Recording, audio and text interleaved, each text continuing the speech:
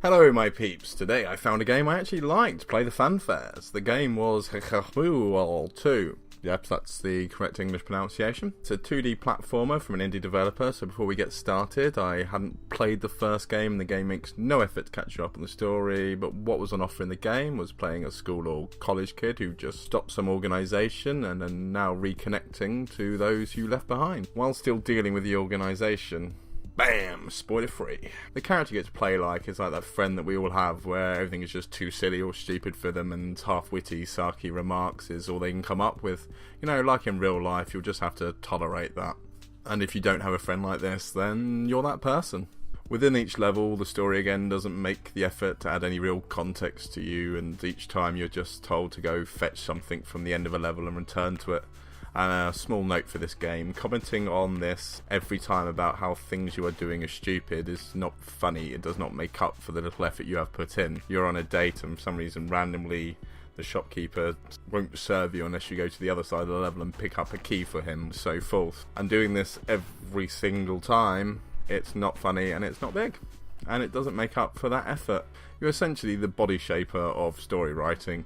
Just slap it on and fuck it, hopefully people will not notice. You do have interactions with different characters, but as the only response your character gives is how silly everyone is and how silly everything is to him, you find yourself just not giving a shit about them. That's how sarky this character is, that you yourself become him. As much as you don't want to be him, you become him. Each level is broken down into stages or screens, and when you die you return to the start of the screen and it gets reset back to its start state. One thing I enjoyed in the game, if you notice, there's no bars. A lot of items or drops will kill you in one hit, but there is enemies which require 5 hits to take you down. But rather than placing a health bar on the edge of the screen, your character will recoil with the screen going slightly and more black each time you're hit. Meaning at no point did my eyes have to come off the character, and for how frequently your life comes into the game, this was a nice touch. But it also adds, with the longer blackout, a much more feeling of panic each time you get hit. Each time the screen stays blacker for a little bit longer, your mind is almost playing tricks about where the character is, and that's a very nice play around their health system. The lower your health gets, the more their hit hurts you, essentially. And that added bit of panic just added to the immersion of the game for me. I mean, as for the rest of the graphics of the game, it's a pixel style. It gains no extra points here for me, nor does it lose any extra points, but by this time this is old hat. And without adding an extra layer of aesthetic on top of that, which the game makes no attempt to bring across additional artistic style, then really all we can say about this is it's pixel style, which by now is pixel style, you know, pixels in a style that shows pixels. The game controls are kept simple. You have movement, jumping and attack, and by keeping this tight and simple the controls felt responsive in all except having to turn. But I put this down to having a motion engine as you're able to change direction mid-jump, and I'd rather have that ability than this quick turning circle. And for the entire game it didn't bother me except for one boss where it caused a bit of stress not being able to turn around quickly enough. The bosses present another miss in the comedy department, with the game just telling you before them what to do. Some nice variety in the few bosses, but the game only has one attack button, and due to this the patterns you need to learn are very short, taking away the complexity of defeating a boss. And the developers seem to have tried to balance this out by giving them large health bars, and that I find myself at times doubting that I was even doing the right thing because they were taking so long to go down. But you just have to stick at it. But the halting of the pace of a boss that you have to hit 30 or 40 times does subtract slightly from the game here. But this level of repetitiveness is carried over in the level design, with most screens requiring you to go to each side of the screen to hit a button and to come back again. So as you go through one set of obstacles, you have to come back through them and then back through them again, essentially meaning you're doing the same level up to 4 times each time you're doing a level. And the problem with this is there's just some puzzles which flump me, and I've talked to other people and this is the same thing.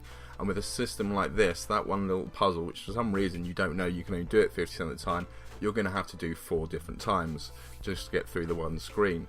It does add extra length to the levels, and approaching problems from the left to the right or from the right to the left does add slightly different dynamics to what you've got to do. But that level of frustration when you do get a bit that you don't like and you have to go back and forth through it adds an unnecessary level of stress, which I don't think is compensated by the additional gameplay gained by elongating the game this way.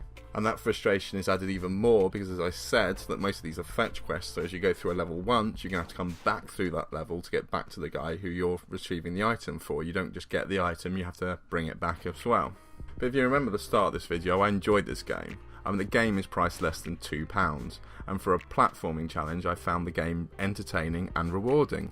The puzzles do not require much brain power, as there wasn't anything for me to figure out. They're all based around jumping and timing, but with the tight controls and having to mix your jumping, wall climbing, attacks and hanging, the game added extra levels of complexity with each level you're taking, and taking those lessons you've learned in the previous levels, it's adding to them within the extra. I would say if you're an experienced platform, there's probably about 3 hours of gameplay in here for you, but for someone like me, you're looking more about 5 to 7 hours, which for me gave the game a great value in money, as only once during the game did I have to take a 5-minute break because I was feeling stressed out by a bit that I just couldn't do.